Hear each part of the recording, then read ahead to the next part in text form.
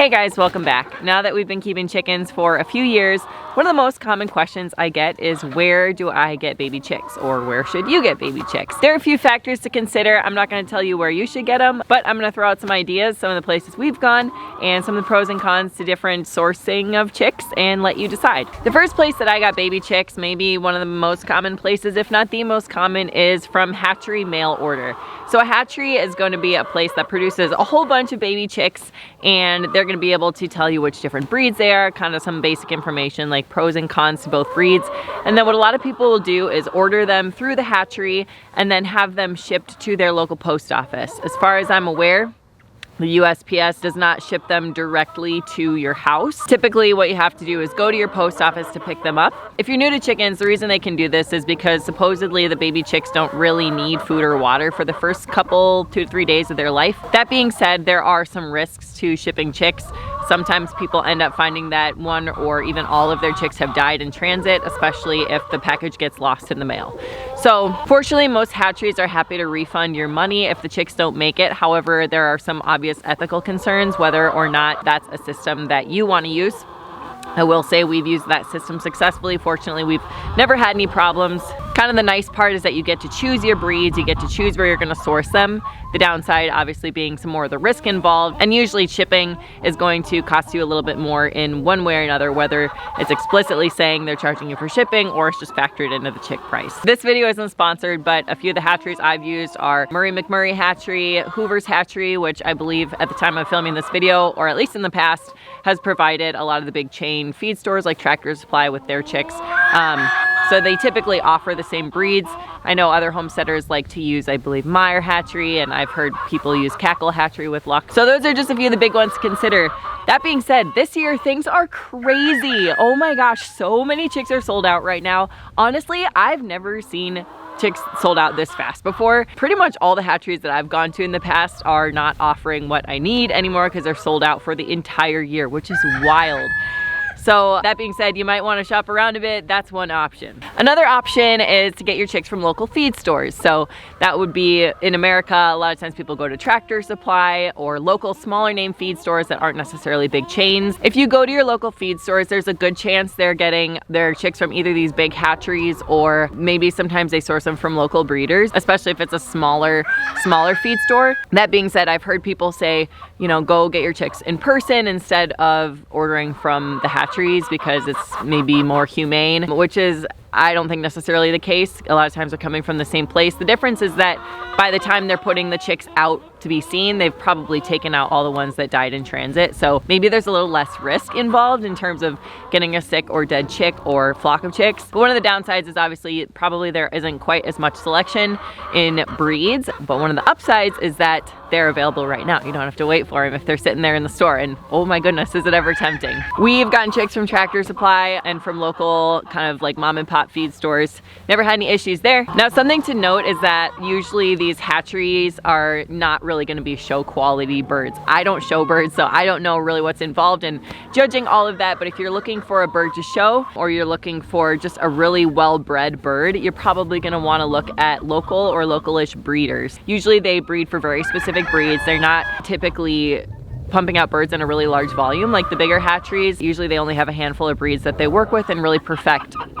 Positive side being maybe you're gonna get a bird with better conformation. Hey, I'm trying to talk here. These are not breeder birds, and I think they're a little bit offended by what I'm saying. Depending on what your goals are, you may get a higher quality animal. As is typical with kind of, I guess, higher quality or show quality animals, you're probably going to be paying a little bit more for a breeder bird, to anywhere from a little bit more to a lot more. One of the positives of buying from a local breeder is typically they're not going through all that shipping, so that's a big plus. But then also you can get some really cool breeds that the bigger hatcheries and the local feed stores don't offer if you can find them in your area. But again, another downside being kind of the price and overall availability. Sometimes these birds have really long wait lists for local breeders. If you can't find a local breeder or a local breeder with availability, one thing you consider is fertile hatching eggs. So a lot of people will order fertile hatching eggs. It's kind of like a hybrid between, I don't know, maybe a hatchery and a breeder, because they have the because you do have the shipping involved. They'll ship these fertile hatching eggs, and then if you order them, you have to hatch them out yourself. So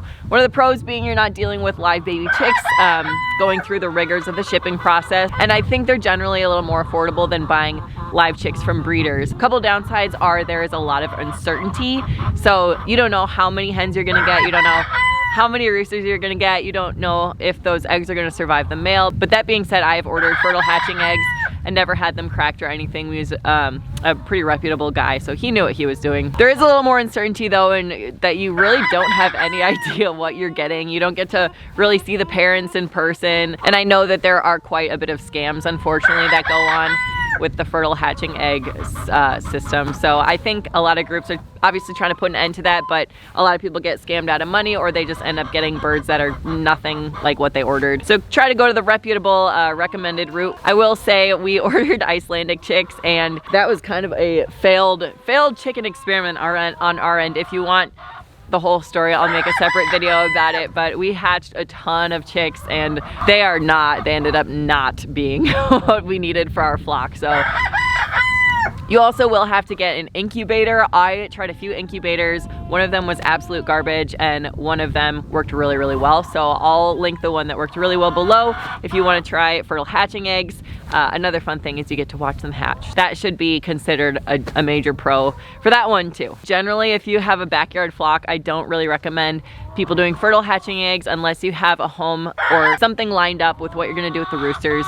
There's a really, really good chance you're gonna get a few roosters if you do fertile hatching eggs. There's already enough people who are desperately trying to find homes for roosters that they got from local feed stores that accidentally were roosters. But if you're gonna hatch eggs, you should definitely have a plan for that in place, whether you're gonna eat them or whether you have a home that they're gonna go to.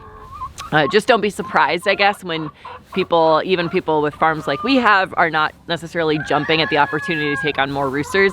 It can be quite hard to find homes for them if you have grown attached to them. That can be some heartbreak you go through. Kind of on that note, if you don't want to order fertile hatching eggs from somebody online, you can also get fertile hatching eggs from people in person, or if you already have a backyard flock. I guess we have like a farm flock now, but if you already have a flock and you have roosters, obviously, then you can use your own eggs from your own hens and hatch them on your own. So that is a basically free source. Pros being you can just go in the backyard, pick them up for free, and throw them in the brooder, or throw them in the incubator, or throw them under a broody hen.